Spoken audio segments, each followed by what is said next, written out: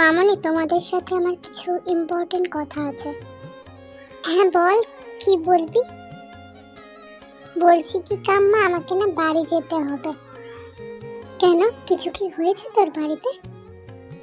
হ্যাঁ, আসলে জিমিনের বিয়ে ঠিক হয়েছে, ওর বিয়ে, সেই কারণে আমাকে যেতে বলেছে, বাড়ি ফিরতে বলেছে। জিমিনের বিয়ে ঠিক হয়েছে? এটা তো খুবই খুশির খবর। হ্যাঁ, শুধু আমাকে না, তোমাদেরকেও যেতে বলেছে, কিন্তু আমাকে আগে যেতে বলেছে। আমি জানি এখন যাওয়াটা ঠিক নয়, কারণ বোগাম এত কিছু একা হাতে সামলাতে পারবে না। আরে তুই তুই এসব কি বলছিস? আমি বাকিটা সামলে নেবো, আর এখন অতটা চাপ নেই। তুই যা, ঘুরে আয়। এই তো বোগামও পারমিশন দিয়ে দিয়েছে, তবে আর দেরি কিসের, যা ঘুরে আয়, এখন তো কোনো চাপ নেই বলছে। আর শোন, এখন যদি না ঘুরবি কবে ঘুরবি বল? কত দিন হয়েছে তুই এখানে এসেছিস, কোথাও যাসনি এখনো পর্যন্ত। সবসময় এভাবে কাজ কাজ নিয়ে থাকলে হয়? একটু হাওয়া বদলও তো করতে যেতে হয় নাকি? আচ্ছা, তোমরা যতক্ষণ বলছো এত করে, আমি যাব। কিন্তু বোগাম, তুই ঠিক করে বল, কোনো চাপ নেই তো এখন? না রে বাবা, কোনো চাপ নেই, তুই যা, নিশ্চিন্তে ঘুরে আয়, কেমন? আচ্ছা, সব ঠিক আছে, এবার তে বল তো, তুই কবে যাচ্ছিস? এই তো এই রবিবারেই যাব। আচ্ছা ঠিক আছে। এরপর ওরা নিজেদের মতন খাওয়া দাওয়া শেষ করে সবাই শুয়ে পড়ল।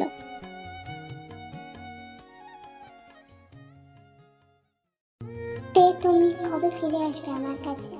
তোমার এই না আসার অপেক্ষা আমাকে যে কুড়ে কুড়ে খাচ্ছে। তুমি কবে আসবে আমার কাছে? কবে তোমাকে আমি আমার চোখের সামনে দেখতে পারবো, দু চোখ ভরে তোমাকে দেখতে পারবো? তোমাকে কবে আমি আমার মনের কথা বলতে পারবো? কবে আমার বুকের মাঝে আগলে রাখতে পারবো তোমাকে? কবে তে? আচ্ছা, তুমি কি আমার কাছে ফিরে এসো, আমার থেকে দূরে সরে যাবে? না না না না, এসব কি ভাবছি, এমন কিছুই হবে না। এইসব কিছু ভাবতে ভাবতেই জাংকুকের যে কখন নিজের মনের অজান্তেই চোখ দুটো লেগে যায়, ও নিজেও জানতে পারে না। চোখের নিমেষেই সপ্তাহ কেটে রবিবার এসে হাজির। আজ তের বাড়ি যাওয়ার কথা, আজ তে বাড়ি ফিরবে অনেক মাস পর। কিছুক্ষণের মধ্যেই তের গাড়ি আসবে, ও এয়ারপোর্টে যাবে। তার আগেই ও ওর কাম্মা আর বোগামের কাছ থেকে বিদায় নিচ্ছে। কাম্মা, আসছি গো, সাবধানে থেকো, নিজের খেয়াল রেখো, আর যত তাড়াতাড়ি সম্ভব আমি চলে আসবো। আচ্ছা বাবা, ঠিক আছে, আমি আমার খেয়াল রাখবো, তুই আপনি সাবধানে যা, আর এত চিন্তা করতে হবে না আমাকে নিয়ে। কি বলো কাম্মা, চিন্তা করতে হবে না মানেটা কি? আর তুমি কবে আসছো? আরে পাগলি মেয়ে, আমি তোকে বলে দেবো ফোনে আমি কবে যাব। এখন তুই যা সাবধানে, ঠিক আছে? দুগ্গা দুগ্গা। আচ্ছা কাম্মা, বাই বাই।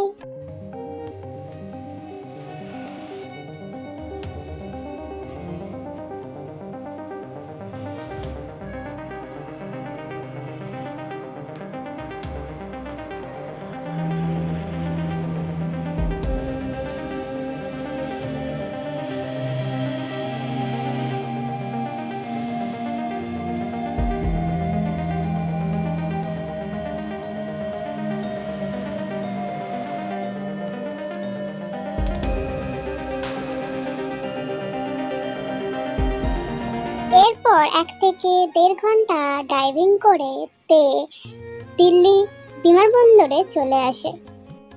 এরপর তে এক জায়গায় কার পার্কিং করে কার থেকে নেমে হাঁটা লাগালো এয়ারপোর্টের ভেতরে যাওয়ার জন্য।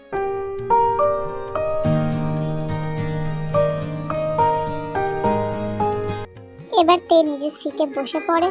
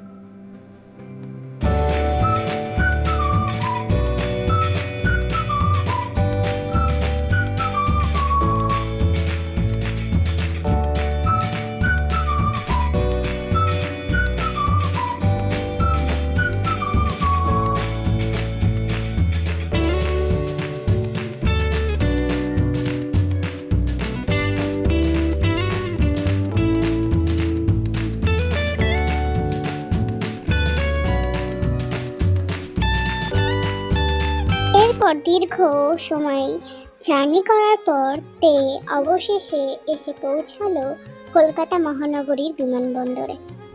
এরপর বিমান থেকে নেমে বিমানবন্দর থেকে বাইরে এসে ট্যাক্সি ধরে ট্যাক্সির সাথে দরদাম করে ট্যাক্সিতে উঠে বসলো।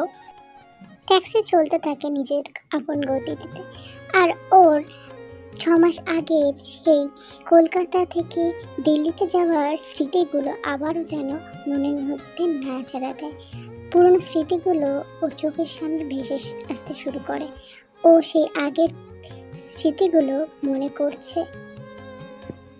আর এরই মাঝে মনে পড়তে শুরু করে জাঙ্কুকের সঙ্গে কাটানো সেই মুহূর্তগুলোর কথা, যেগুলো কোথায় যেন হারিয়ে গেছিল। আবার হঠাৎ কলকাতায় প্রবেশ করতে ওগুলো যেন নাড়াচাড়া দিয়ে উঠেছে। এইসব কিছু ভাবতে ভাবতে কখন যে নিজের অজান্তে তে চোখ দিয়ে জল গড়িয়ে পড়েছে তে নিজেও টের পায়নি। এরপর তে চোখ দিয়ে অঝোর ধারায় জল গড়িয়ে পড়তে শুরু করে।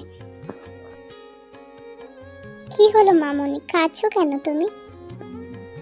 কই না তো আঙ্কেল, আমি কাঁদছি না তো। আমাকে বোকা বানিয়ে কোনো লাভ হবে না মামনি, তোমার চোখ দেখে বোঝা যাচ্ছে যে তুমি কাঁদছো। না না আঙ্কেল, তেমন কিছু না, আসলে অনেক মাস পর বাড়ি ফিরছি তো তাই। ও আচ্ছা, বুঝেছি, বাড়ির কথা মনে পড়ছে। তোমার বয়সে আমারও একটা মেয়ে আছে, ও দেশের বাইরে থাকে। আচ্ছা আঙ্কেল, বুঝেছি। আপনি এবার একটু তাড়াতাড়ি গাড়িটা চালান, আমি বাড়ি যাব তো তাই। হ্যাঁ হ্যাঁ চালাচ্ছি। আমি যেখান থেকে ছুড়ে চলে গেছিলাম সেখানেই আমাকে আবার ফিরতে হচ্ছে। আমি জানি না জাঙ্কুকের সম্মুখীন আমি কীভাবে হব, আর সবাইকে কী প্রশ্নের বা উত্তর দেব, আমাকে যে কী কী সম্মুখীন হতে হবে আমি জানি না। ভগবান তুমি সব কিছু দেখে রেখো। এমন কোনো কঠিন পরিস্থিতির সম্মুখীন করো না যেখানে আমি ভেঙে পড়ি, আমি লড়াই করার ক্ষমতা হারিয়ে ফেলি।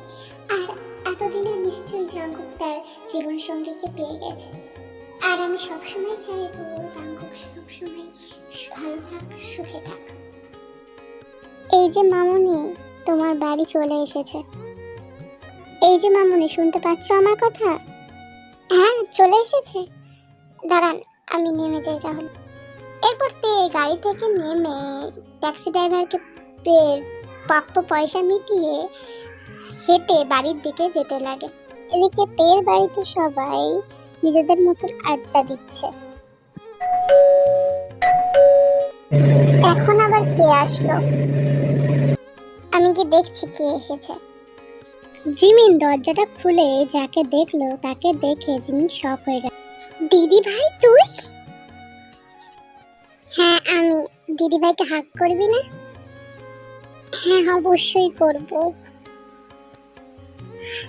দিদি ভাই তুই কাঁদছিস? কাঁদিস না, শান্ত হ। আমার ছোনা দিদি ভাই কাঁদে না, এই তো হাসছে। এই তো জিমিন, কে এসেছে রে? মাসিমণি তে এসেছে, তে দিদি ভাই। এরপর জিমিন তেকে নিয়ে ভিতরে গেল। আর তেকে দেখে বসে থাকা সবাই প্রচন্ড অবাক হয়ে গেল। ও মহারানী, তাহলে তোমার আগমন করেছে। কি কারণে এতদিন নিরুদ্দেশ হয়েছিল মা? মা বাবাকে কি একবার জানানোর প্রয়োজন বোধ করোনি তুমি? তে কিছু বলতে যাবে তখনই জিমিন থামিয়ে দিয়ে বলে, এইসব থাক না মামনি, এখন এইসব কথা থাক। দিদি সবে মাত্র এসেছে, ফ্রেশ হোক, তারপরে পরে না সব কথা হবে। হ্যাঁ যা ইচ্ছা কর, আমার আর কি। এই বলে ইয়ঞ্জু নিজের রুমের দিকে চলে গেল। দিদি তুই মাসিমণির কথায় রাগ করিস, তোর প্রতি রেগে আছে, সব ঠিক হয়ে যাবে দেখবি। এখন যাচ্ছে, গিয়ে ফ্রেশ হয়ে আয়। আশা করছি। এরপর তে জিমিনের কথা মতো নিজের রুমের দিকে গেল। রুমে গিয়ে রুমের ভিতরে ঢুকে তে দরজাটা কোনো মতে ভেজিয়ে নিজের বিছানায় বসে নিজের গলায় দলা বেঁধে থাকা কান্নাটা বেরিয়ে এলো।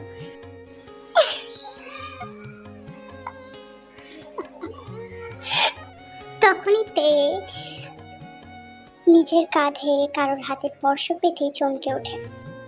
তে, আপনি?